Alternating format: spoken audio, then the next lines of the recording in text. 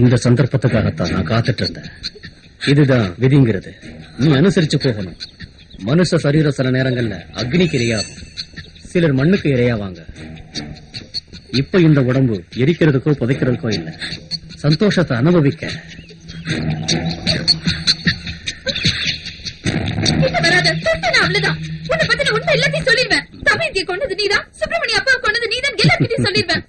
ஆமா, முனியாண்டிய கொன்னதும் நான், தமயந்திய கொன்னதும் நான் தான்.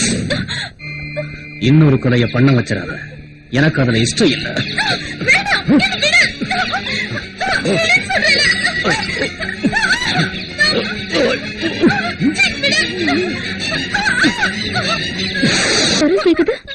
ஸ்ரீதேவி,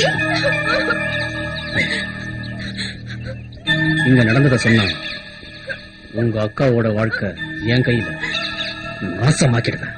புரிஞ்சதா? இங்க என்ன நடக்குதுன்னு எனக்கு தெரியணும். எல்லா உண்மையும் சொல்றேன்.